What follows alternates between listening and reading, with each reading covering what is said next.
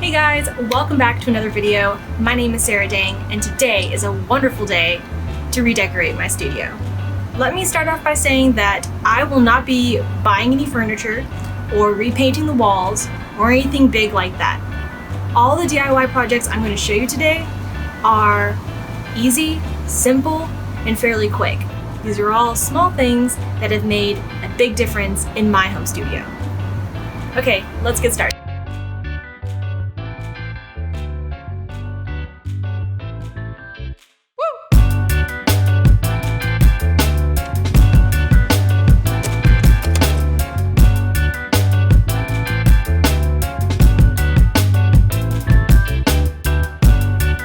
Alright, the first thing you're going to need is some frames, and if you don't have any lying around, you can go to your local thrift store or Dollar Tree and pick up a few. These are usually pretty inexpensive, so don't overspend. I recommend getting a variation in size and style, and lay them out so that you can see how it would look on a wall or on a display shelf. Once you have your frames picked out, head home and set up that painting space. Now here I have a painting tarp, but if you don't have one, don't let that stop you. Lay down some newspaper or an empty trash bag, or simply go outside. The first thing you want to do is turn your frames over and remove all the backs.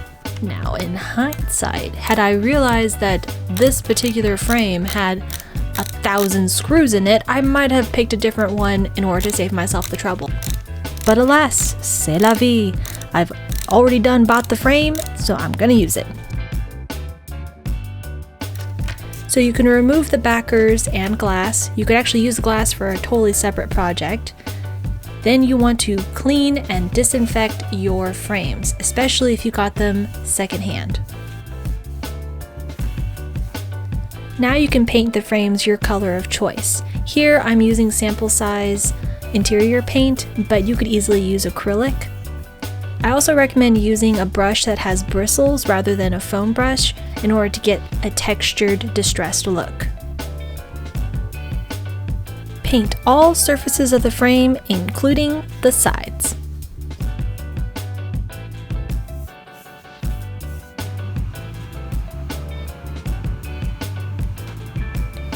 Once you've painted all of your frames, you can let those babies dry while you go hang your picture ledge.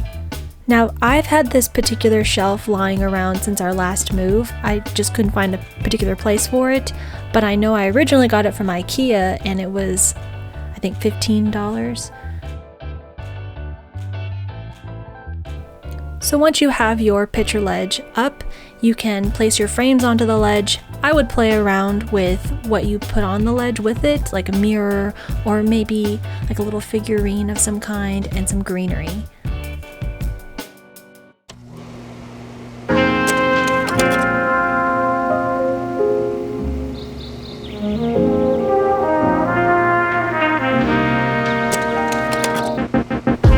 Before starting this project, I highly recommend that you organize your drawers. Here, I just use some masking tape as temporary labels. Now, I really love that minimal, clean Scandinavian design, but I was recently inspired by those old, vintage library card catalog systems, and I couldn't help myself. You can find these metal label holders in a lot of different places. I just found mine online in a 30-pack. So here I'm using masking tape to help me line up all of the label holders as I attach them to the drawers.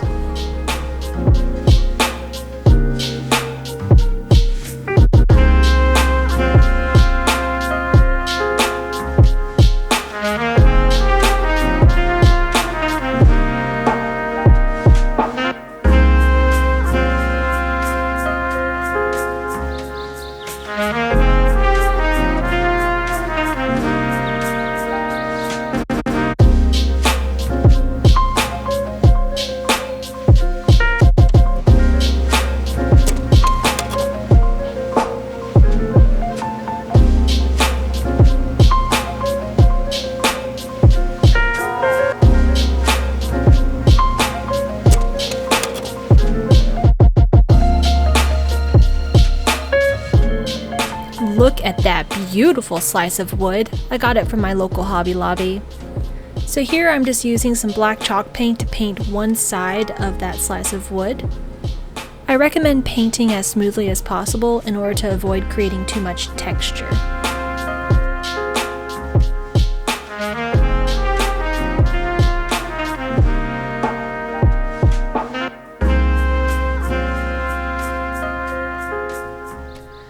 Here I'm using chalk markers from the brand Craft Smart.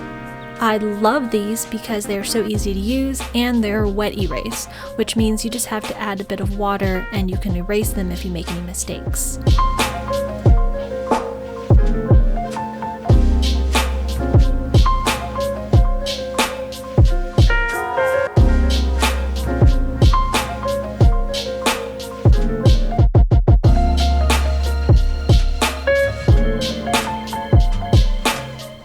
So you're probably wondering, Sarah, what do you do if you mess up? And the truth is that I mess up too. In fact, I did right here when I tried to draw stems on these buds, but the marker was just way too thick for that, and so the effect was just not successful at all. I mean, what are those? They look like misguided sperm. So the way to fix this is fairly simple. You just need a water-dampened cotton swab or cotton pad, and you will wipe away any excess chalk paint.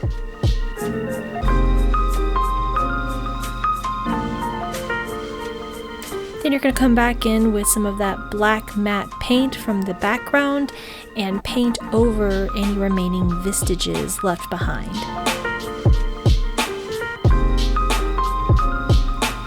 It's like it never happened.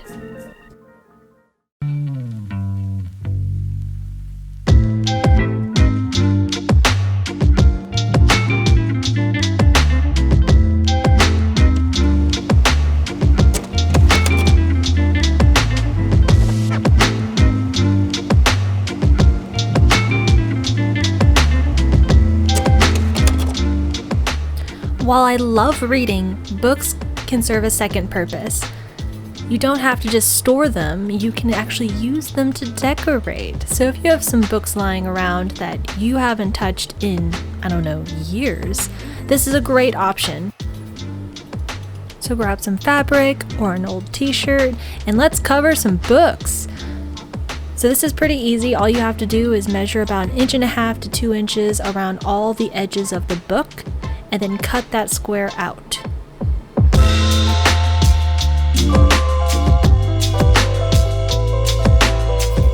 The next step in this process is to use some type of adhesive to glue the linen to the front and back covers of the book.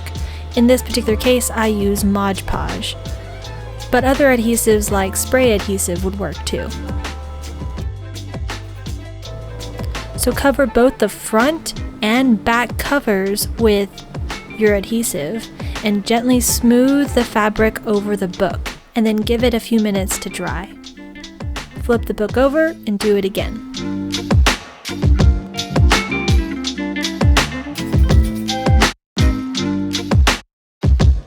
Now make 2 cuts near the spine in order to create a total of 3 flaps. The flap over the spine needs to be cut just a little bit shorter than the other flaps.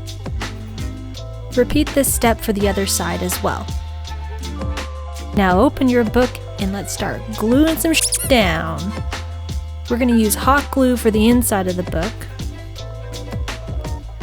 So here I should mention that I didn't trim any of the excess fabric. You could totally do this to make it easier on yourself. I didn't do that, but it turned out fine. And finally, you'll tuck the 3rd flap into the spine, the space just between the linen itself and the book. You can use a pencil or some type of flat tool to help maneuver this. And then you'll add just a dab of hot glue and press. And then voila, a linen-covered book. And because your girl's an overachiever, I decided to use some stamps to recreate the titles on the spines of each book. You can find cheap alphabet stamps in a lot of different places. For example, these here I found at Target for $3 a pack.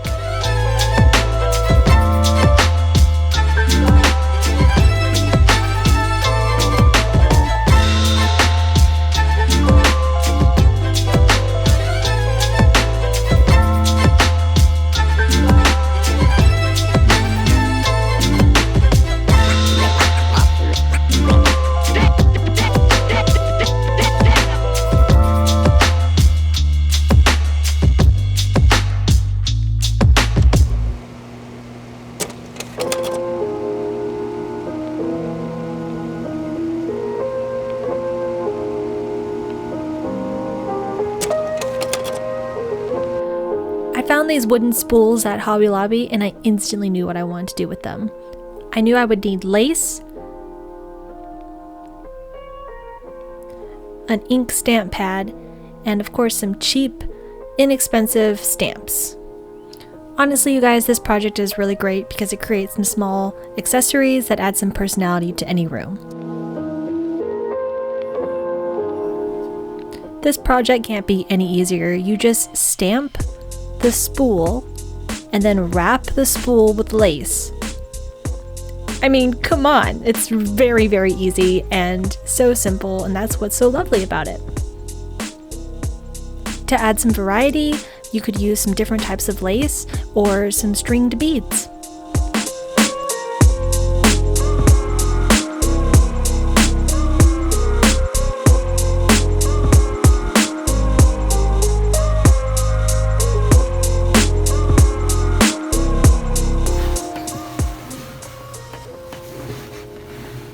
It's the Dalai Lama.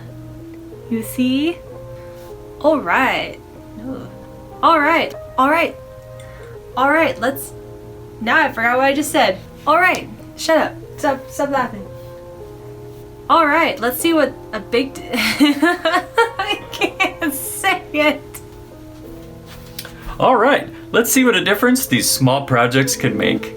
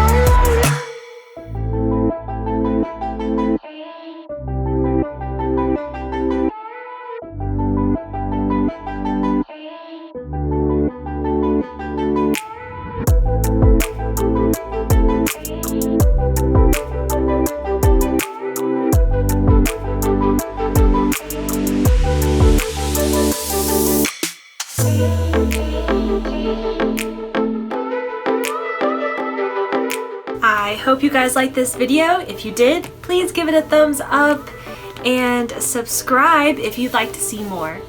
Alright, thanks for watching. Bye-bye.